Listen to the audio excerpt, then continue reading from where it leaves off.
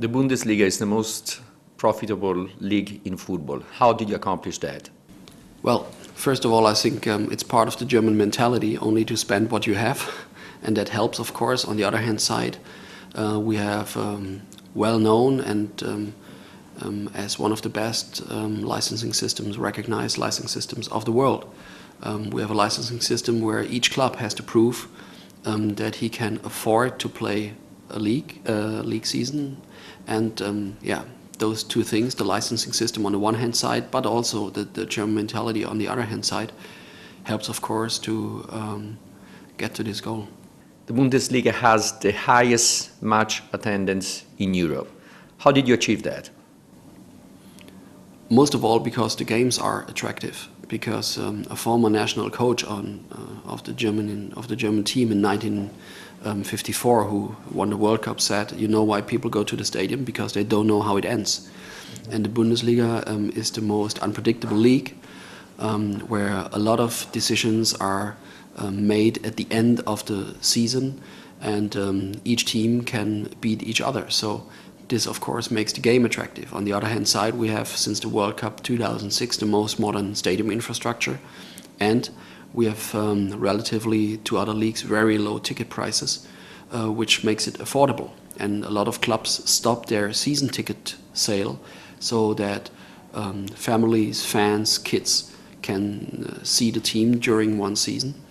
And if you add all that factors, that maybe is the explanation for our high match attendance. It's very interesting to know that the majority of clubs are owned by the fans. Why is that, and what are the advantages of that ownership? In Germany, it's forbidden to own more than 50% from a club. We have the rule in the statutes of the league that 50 plus one vote has to be owned by the origin organization who founds that club, so you can say by the fans. This rule is in Germany forever. A lot of people say right now it is an advantage. A few months or a few years ago, people said that it's a disadvantage because we don't get money and we don't get investors and whatever.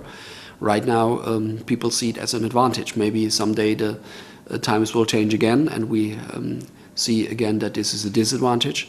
Today we can say that 35 from the 36 clubs of Bundesliga 1 and 2, they said we want to go on with that rule that it's not allowed to buy clubs. Therefore you make sure that the club stays with its roots in the area or in the city where it comes from. And maybe this is also one part of the success of the Bundesliga. During the World Cup, we all admired the multiculturalism of the national team. Do you think that this is the future for German football and for European football?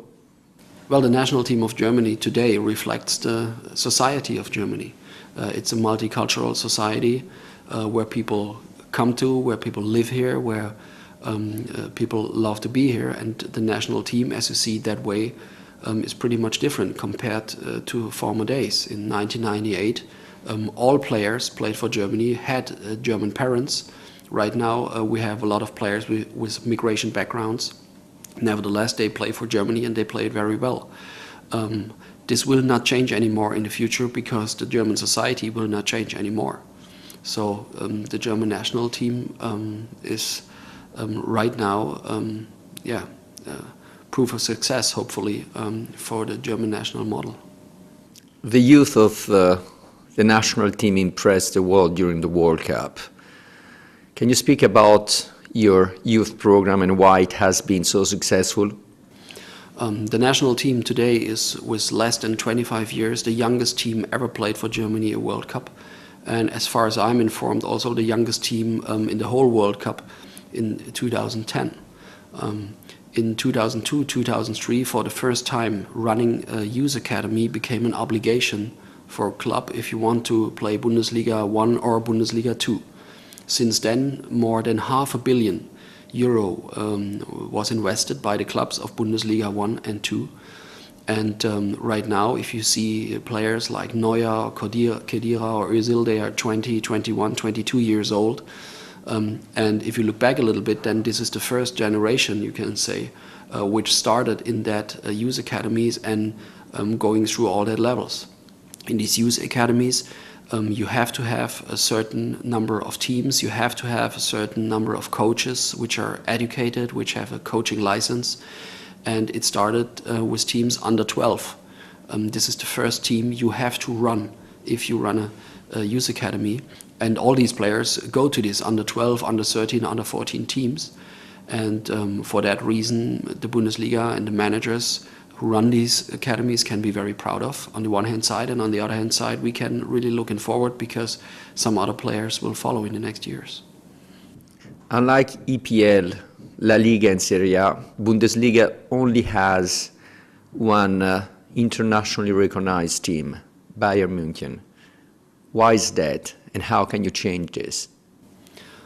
Well, first of all, Bayern Munich has done a great job. They recognized much earlier than others that it's important to establish the brand outside Germany. In each decade, no matter if it was the 70s, the 80s, 90s, or then the year 2000, we had some other teams, like in the 70s, for instance, Borussia Mönchengladbach, or in the 80s, it was Cologne. And all of them had great players and great teams, but no one treated it in a way like Bayern Munich has done. It is a disadvantage for the Bundesliga that we do not have the big two or big three like the other leagues you mentioned.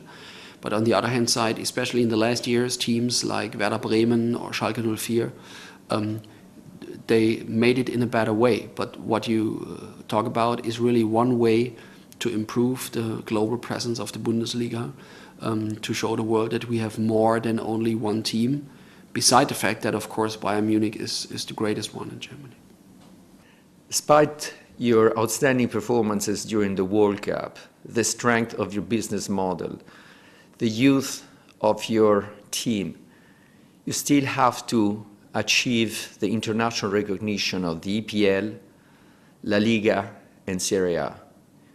Why do you think there is this difference, and what you can do to change it? Well, first of all, that reflects a little bit your first question. As you may know, the Bundesliga is the league with the lowest amount of debt, and a lot of when you talk about the leagues, then you talk in fact about maybe 10 or 12 clubs out of these leagues who made that impression and who made that image worldwide. And if you looked at the debt level of these teams, then you can have the feeling that worldwide recognition and worldwide awareness correlates a little bit with the willingness of made a lot of debt. And as I said, that's not so much in the German mentality. And it's not so much in the German culture, let's say, to pay 100 million for one player. A lot of these teams are investing a lot of money for single players. Some of them are financed just by debt. And of course, as I said, this is not so much the German business model. Therefore, the World Cup, in my opinion, is a very, very good platform to show that the Bundesliga hasn't to hide from the other leagues. We were the league with the second most players in the World Cup from the very beginning. 78 players came out of the Bundesliga. 23 of them were the Germans, 55 were others. In the semifinals and in the quarterfinals, the Bundesliga is the league with the most players at the World Cup. So hopefully that platform helps a little bit for the fans all over the world to change their mind about the Bundesliga. Great, thank you very much. Thank you.